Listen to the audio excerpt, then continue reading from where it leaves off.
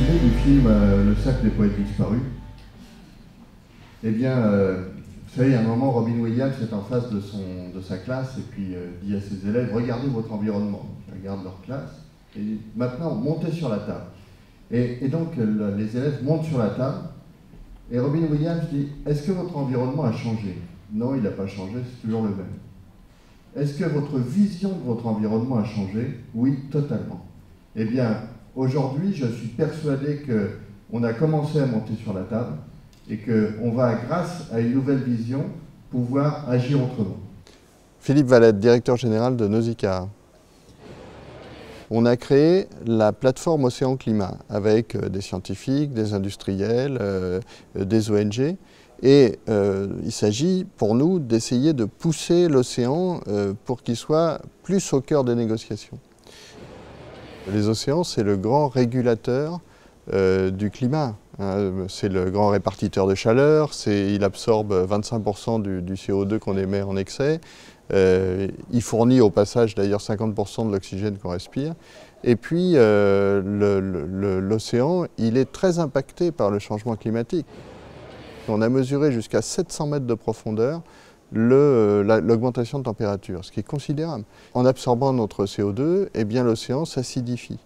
Et ça, c'est potentiellement dramatique pour tous les êtres vivants qui ont besoin d'élaborer un squelette calcaire. Alors on pense bien sûr aux coquillages par exemple, mais c'est les poissons aussi qui se font un squelette, mais c'est aussi plus de la moitié du plancton végétal qui a besoin d'élaborer une petite logette calcaire. Pour garder un océan en bonne santé, il ne faut pas dépasser 350 parties par million de CO2 dans l'atmosphère.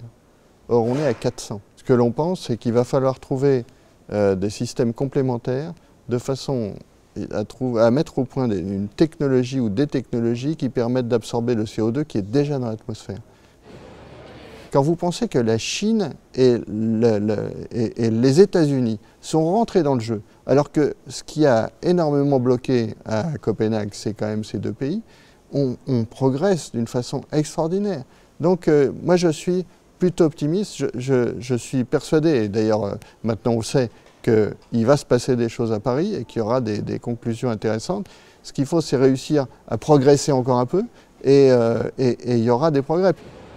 Les États insulaires, c'est 43 pays sur les 197 des Nations Unies. Donc c'est énorme. Et les insulaires, en fait, pour eux, les enjeux de leur survie avec l'océan sont tellement prégnants et immédiats qu'en fait, ils sont en train de mettre au point des solutions dont on va se servir plus tard. Donc en fait, quand on dégage 100 milliards, on ne fait pas l'aumône, on est en train d'investir sur la recherche et développement qui va nous servir à nous.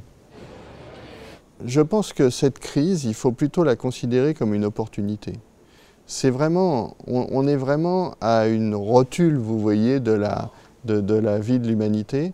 Et on peut dire, c'est terrible. Moi, je pense que c'est passionnant, c'est enthousiasmant. Il faut réinventer un monde. Tout ne se fera pas à la COP21, et ensuite il y aura une COP22, etc. Mais ce qu'il faut, c'est réussir petit à petit à progresser et à chaque fois à gagner. Vous voyez ? Et ça, c'est en train de se faire.